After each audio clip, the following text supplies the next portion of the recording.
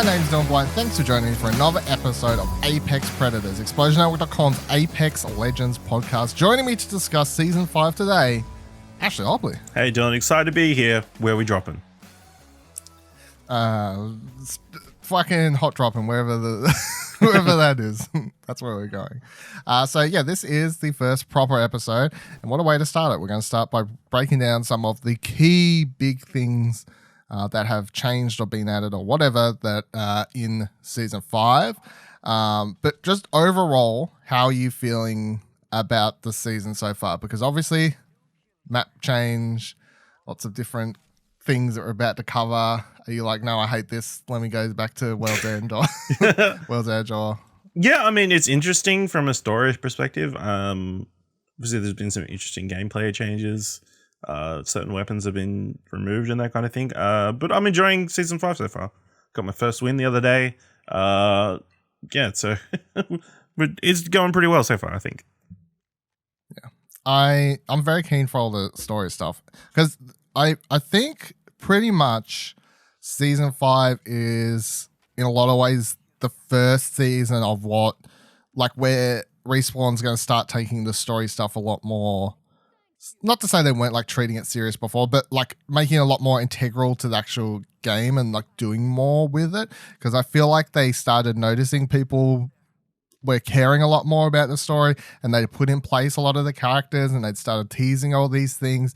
And instead of being like an Overwatch where they don't really do a lot of story stuff apart from in they like cinematic stuff and whatever else, I feel like Respawn's going to try and build upon it and make it a bigger part of the game. And obviously the quests and whatever else this season's the start of that. There's lots of interesting questions about Loba, which we'll get into straight away. So the big thing of Loba is like, imagine a world where she does get what she wants and she kills Revenant. Well, they're obviously not going to have that happen because they're not going to have a champion removed from the game when people may have spent real world money to buy skins and etc. So in a lot of ways, that sort of stuff gives characters plot armor for story sort of things. But then it just, because everyone's aware of that, I guess it makes it more interesting to wonder how they solve their differences, or like what actually ends up happening. Because in a weird way, I do wonder often, what if they she finds something to change Revenant and she makes him get to peace and less of an arsehole or something, you know what I mean? Maybe they could change the character slightly but not actually delete him from the game. Him from the game, but what are your overall thoughts on Loba in the game so far, from playing and as a character personally? Yeah, she's an actual another support character, which we haven't had other than Lifeline, really. I mean, I know they initially had Pathfinder as support, but he definitely wasn't. Her big black market ability is really useful, especially early on where you can just pull big important weapons, hopefully if you're in a good spot. And her ability to see rare items is good. I feel it'd be good if she could tag them from a bit further away. I think that would be a helpful thing, even so you can just tell what it is. But yeah, her traversal ability is really cool, and cool to get the drop on people. And I think you had a thing where you jumped through a window that you wouldn't normally have been able to get through, and surprised a bunch of people and took them all out. Yeah. Had a peacekeeper came through the window. Surprise, motherfucker! Not a peacekeeper. It was massive. Sorry. Yes. We'll get to that in a second. But no, I think Loba's great. I'm having an absolute blast. I was so hyped for her coming in just because her introduction, her story, everything. She just all of her trailers were kick ass, and she just looked super interesting. So I was already pretty hyped to play her, but it also helps when she's actually fun to play, and her tactical, I can't remember the official name. I should have had it in front of me. It doesn't matter. But the tactical to throw the bracelet and teleport herself around is really fun and really good to use. At the moment, there's a bug for it, which I think they're going to fix soon, unless it's been fixed by the time this post, where if you're sliding or you begin sliding or something like that, and it kind of cancels you being able to throw it or whatever, even if you've thrown it or something. So there's a weird bug there that kind of stops certain cool plays from happening. But other than that, when that's fixed, it'll just add a lot more maneuverability to it, because I guess a lot of the times I see people who haven't played with her much, or maybe the first game, it's like come to a sudden standstill, like aim somewhere, fucking throw. But obviously she's a lot more. Well, I feel like they don't want to make her too mobile, like a similar thing to what they did with Pathfinder, where they've made his ability the cooldown a bit longer, so they don't have too much of an unfair advantage at certain points. So she has to stand still before she gets teleported. Is like a slight like chink in her armor, I guess, to a certain degree, that opens herself up to attack and that kind of thing. But yeah, I already feel like it's not too powerful anyway, simply because like even when it doesn't matter if she's moving or not, when you're aiming, it doesn't let you keep a gun up. So you lose all way to fight back if anyone starts shooting at you while you're aiming that thing, right? And then when you throw it, depending on how far you throw it, it's like waiting. You know, like if you want to go the full 70 meters, I think is like the top on it. If you want to go the full thing, you have to wait. So you can just get killed in that time if you're not careful. And then even when you land, it's 99% of the time probably not a good way to play with her is to throw it super aggressively, because when you land, there's like that 1 to 2 seconds of her landing and then the animation before she gets her gun out, which is similar to the way they counter Wraith's ability, her tactical, to make it that you can't use her super aggressively, is that when she comes out of her tactical, she has like 1 to 2 seconds or whatever it is of before she pulls out a gun. So that's how they get around all these abilities becoming too strong, is they just make it that if you run into a bunch of enemies, you're gonna die. Like if you throw Loba's fucking tactical on top of a roof to try and kill someone, but they know they hear and see you coming, which it is very easy to hear and see her Loba coming. It's just like she'll land and then it's like, bang, you're dead. You know, you know. So I feel like there are good times to use it aggressively if you pick your spots, or if there's a hectic fight happen and people can't really see where you're coming, or obviously if the enemy doesn't actually know where you're coming from. So like when I threw myself in that room, they had no idea where I was, and next second I was just kind of there, and I caught them very much off guard. But if people see you and you just chuck yourself in front of them, you're gonna die. So most of the time you're going to use it for repositioning or a way to escape or whatnot, but it's not like a super aggressive ability. I think it's like the cooldown on it's already fine. I've no problem. I don't think it's overpowered. I don't think it's underpowered. I think it's fine, you know. And I would be okay if you could do it while. I'd be okay if you could aim it while like running, like a grenade, because I feel like it. Like you're still only going to get that max 70. It's not really going to extend it. It's not like you could do some weird move to throw it. I don't know. I feel like could make it too worse. And then her ultimate is, of course, quite handy. And there's a clip I saw on Reddit where people stole the gold-kitted weapon out of a drop package using her ultimate, which is the dream at this stage, to pull off something similar to that. Yeah, that's the ultimate goal for Loba players.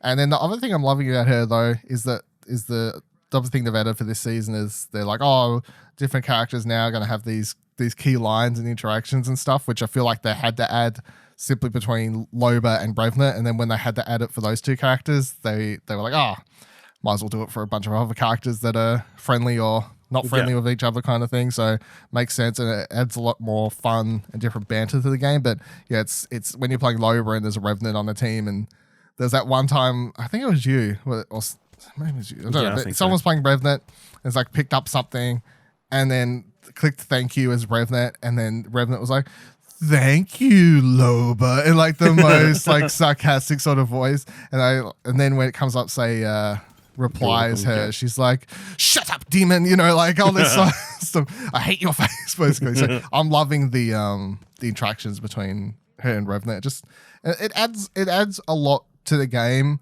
to have the characters and personalities shine through while you're playing even more, because of course you, as soon as you get into the game, and no matter what character you're playing as, I feel like you can kind of easily, like, suddenly you're in first person, you forget you don't forget who you're playing, but you lose the personality of them, especially if you're like, look at the sick skin I've got now. I'm playing the game first person, and I don't get to see it myself and whatever else. So to have these cool little interactions and to have that part of the story, I think that's great.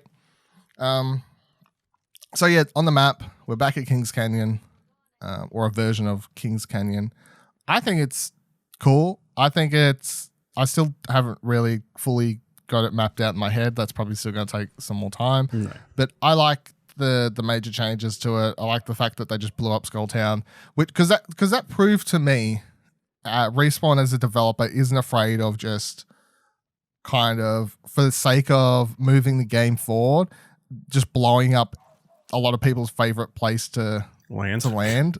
Yeah, and they're like, well, you know what? We're just going to blow it up. So it happens. Like this is what's happening for the story. So I kind of like that. And the thing is that if they do any weird events in the future, like they do fun events or whatever, they could always roll back season 1 Kings Canyon like they've done previously for people to hit with the nostalgia or whatever. But when we're playing on like I guess if you want to call it like the canon version of where the story's at map, I'm glad to see that they're not afraid of just doing big swings and different sorts of things. Yeah, how are you feeling about the map overall? Because I barely played season 2. No, yeah, I think the most of my game time's been on World's End Edge. So, yeah. I mean, I don't hold much nostalgia for Kings Canyon. I definitely didn't like Skull Town because everybody would drop there and then would die in like 5 minutes. So.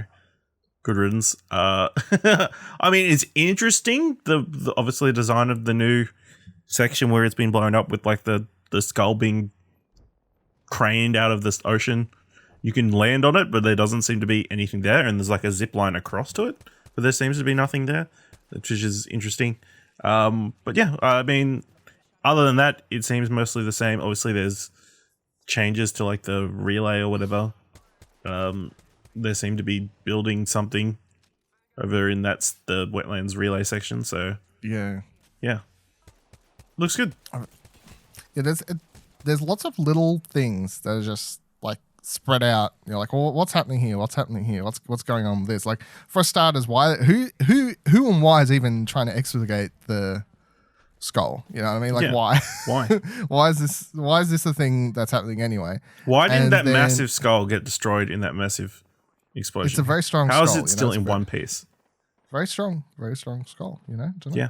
And then even other things, like you go down into Sing Labs, and then slowly each season they keep adding more and more to that. Now there's another entry/exit to it. They just slowly keep opening up different places of that and where they're going to take it and whatever else.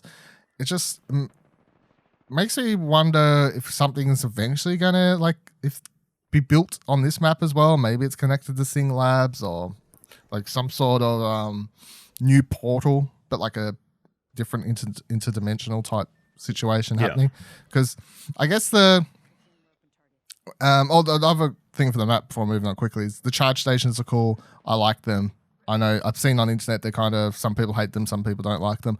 I like the charge stations. I like how you can literally just walk up and get your ultimate real quick. I think people are just getting salty because they're doing it, and then an enemy team like comes down and kills them while they're activating it. It's like, well, it's risk reward. Why are you getting mad, bro? You know? So, and certain characters, it's like, don't worry about it. But other characters where the ultimates are so good, it may be worth taking the risk to do it, especially if you think you're going to be in a team fight soon. But the story implications and whatever going on this season, tying it into the quest stuff. Now, we're recording this before the first proper quest drops. The first PvE night raid thing comes out. So, and I'm very keen for that. But from where it looks at the moment, through the prologue and just what's happening on the map, I really don't know what's happening. Because I liked the prologue story thing. My only complaint about it is that they didn't have the actual voice actors voice acting the lines. But I think the reason they've done that at first, I was like, oh, this is silly. Maybe it's because people couldn't record in COVID-19, like all this sort of times. I think they haven't had the voices because part of the plot is trying to guess who's the snitch. Who's the snitch? Exactly. So I guess if you have everyone doing the voice actors, it kind of helps narrow down potentially who's there and who's not there, especially the main characters. So that actually does make sense. I got angry quickly and then was like, wait, you've got all these awesome voice actors. Why are we reading? Yeah, I was like, hold on. This is kind of all adding up to make sense now. So the story that we're going through for this season is Loba is looking for an artifact. She doesn't explain what that artifact is. All she does is explain it's going to help them and people should help her and it's going to be great and let's come help me get this artifact or it'll everyone will help take down fucking Hammond and whatever else and everyone's like, cool, sounds great. But don't tell Revenant. And then at the end of the prologue, someone snitches and takes a note to Revenant. So that's the core thing I got from that. But other than that, we really don't know what this artifact is. Yeah. What it's going to do, where it comes from. Now, obviously, it has to have something to do with Revenant. I would potentially say, now to tie this into what I was just saying before, with the whole Sing Labs and the different portal and stuff, I think maybe she's looking for a way to open a portal to a different dimension because I think that's maybe where Revenant's head got taken at the end of the opening clip. Because the Apex Titanfall universe does literally delve a lot into just being able to transfer between different universes and whatever. Wraith is literally a character whose ability is just being able to run through different dimensions, in between dimensions, to the point that if you ever slow down her ultimate, her tactical as she's running through it, you'll literally just see other wraiths running past, which are in different dimensions. Yeah, well, if you watch the whatever animation of her story, they explain that that's a thing that happens. Yeah, she gets saved by herself. So yeah, like it's from a different dimension. So, and her passive is literally voices from the void, which is other versions traveling through the void, being like, "Hey, I just passed you and saw there's enemies over there. All right, back to my world. Off I go." So that's a lot of what the game story revolves around, and I feel like maybe they've transferred Revenant's real head to a different dimension, and then she's maybe looking for a way to get to it, because that's the only thing that kind of makes sense to me at this stage. Because if they simply transferred it to a different planet, she'd be like, all right, peace out, I'm going to go to the different planet to track it down. But if she needs an artifact to be able to get there, a secret way to get there, that would kind of add up for why she's hanging around the park. Because at the moment it's like, why is she staying there? Why is she hanging around the park when she does hanging around the Apex games when she doesn't need to? Yeah.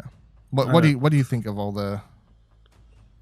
Yeah, obviously she needs something inside the world of Apex to get at Revenant, which is her main goal. Unless she's got like some bigger schemes in hand.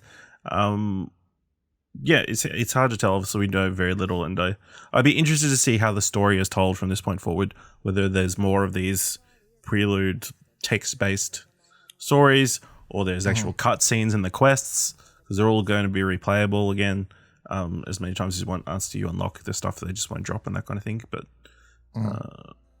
is it gonna how are these quests going to work? Is the question that I've got going forward, and how is the story going to be told? Yeah.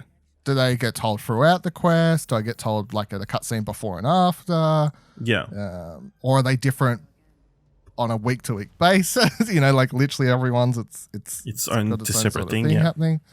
Yeah, it's interesting time, especially because this is like Apex has played around with PvE stuff before, but this is the first time they've done a full sort of. This is a co-op mode. Like. This is what this is, and it's a story-based co-op mode. It's as close as the game's got to having a single-player campaign, kind of. You know what I mean? Like, it's like this is about the story. Play it with your friends. Play it solo if you want. How do we feel about how you go to unlock this stuff? So to get the weekly night raids, the weekly story content, you have to get these treasure packs, and you can get one treasure pack a day by finding them in any loot box in the game. And they're not hard to find. You'll find a million of them, and you probably get it in your first game. If not, you probably didn't open enough boxes, or someone else opened, found one, forgot to ping it for you because I was being mean and didn't bother asking. Or they needed it. Or they needed it, I guess. Maybe that was the thing too. Yeah. But yeah, how do you feel about the treasure packs and having to get them? Because I mean, it makes sense. I mean, it kind of forces you to, kind of makes you play the game every single day to get that treasure pack on top of getting your dailies and that kind of thing. I think it's a good thing to reward replete players. You only have to play it 5 times a week, so I mean, it's not that difficult. You would think to jump in 5 out of 7. 5 out of 7. Or to play day one. I mean, you could even, the thing's going to be open for 96 days or whatever. So, I mean, you could just wait till. Yeah. You could probably wait till the very end to unlock everything, and then, to play everything. You can wait till the end. And you can get your treasure packs like naturally. You can jump in halfway through and start playing, get your treasure packs and catch up and do them. Like, you don't actually have to play these things week to week. You can jump in and spend the Apex coins just to catch up. You can literally jump in, never play Apex the whole season, jump in and be like, all right, here's my Apex coins, give me all the fucking treasure packs I need. Cool, now can I play all the raids? Cool, off we go. But the one thing that makes this system okay, as far as I'm concerned, kinda, is that you can play the raids, like raids or quests, whatever you want to call them. You can play them with your friends, even if they haven't unlocked enough treasure packs for it. However, you can invite them. Only the person or peoples that have got enough treasure packs to have unlocked it on their game will then get the rewards at the end of it.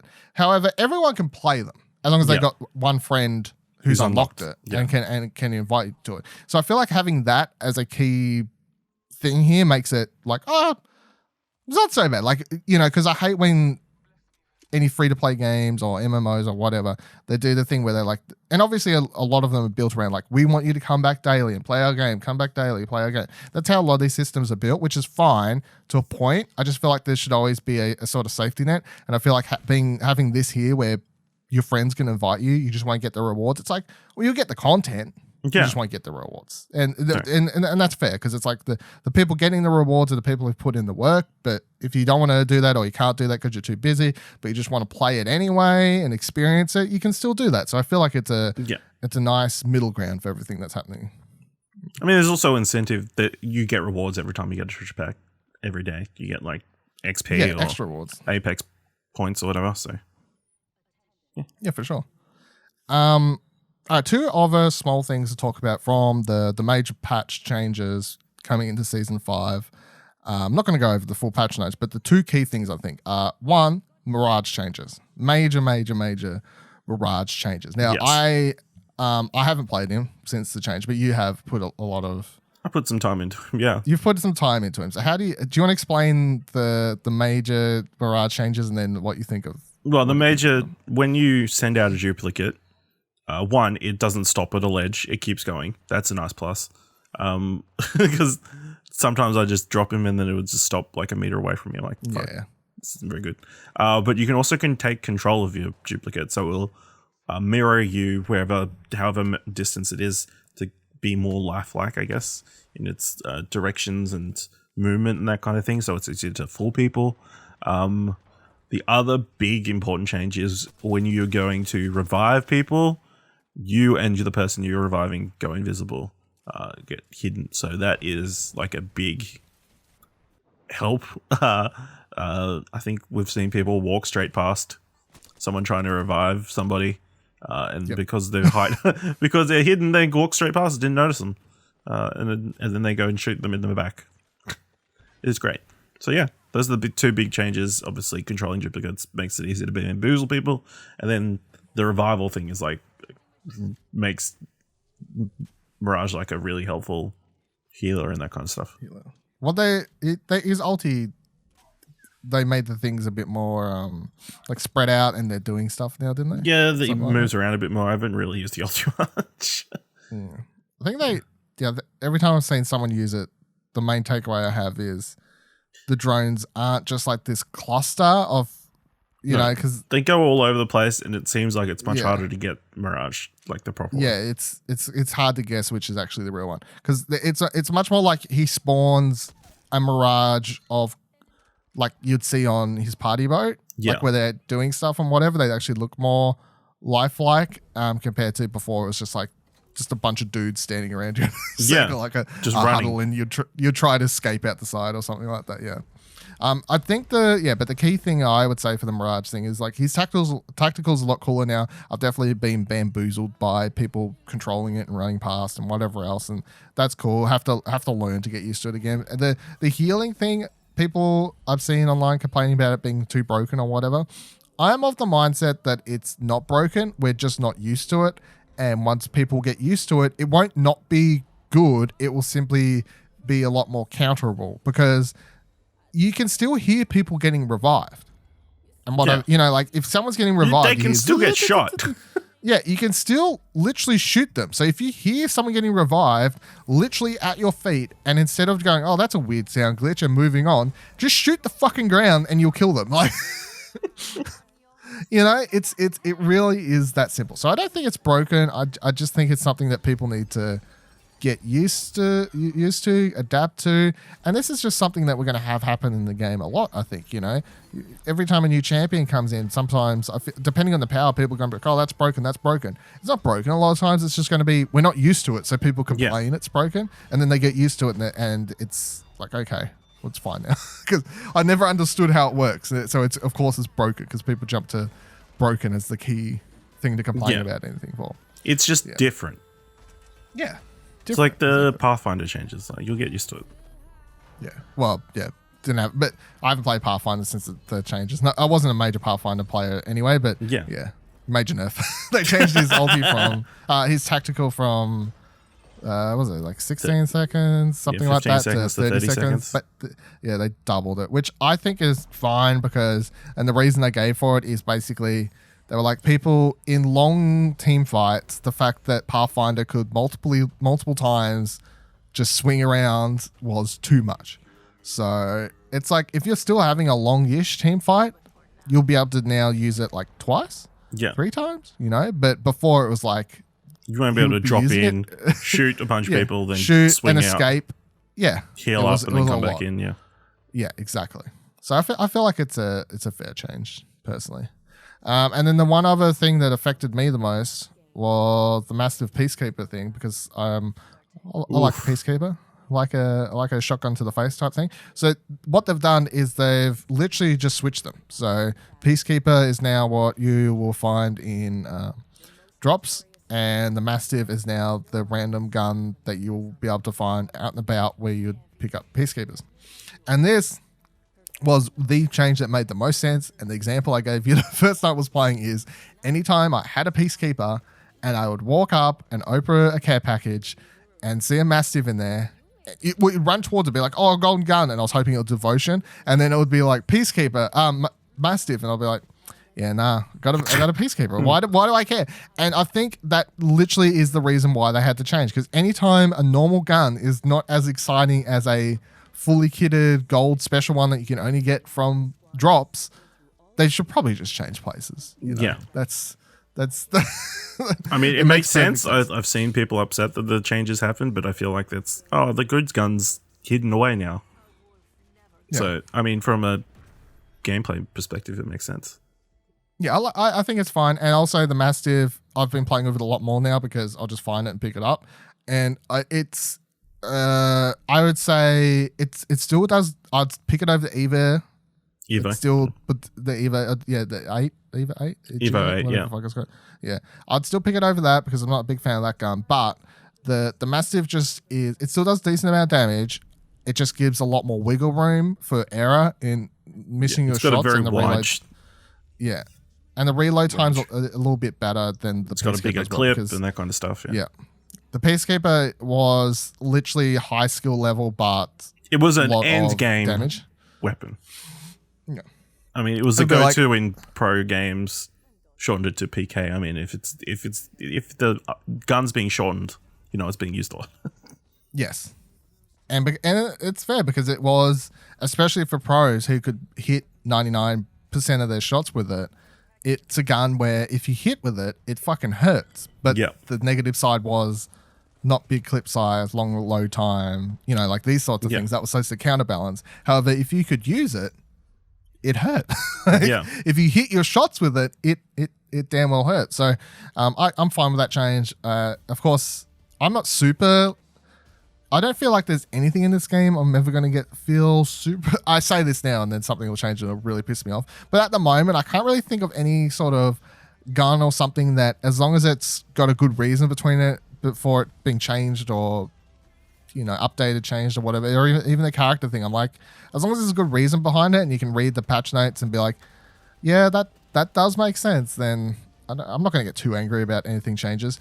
And they do have to, even if it annoys casual players, they do have to sometimes just change stuff for competitive play.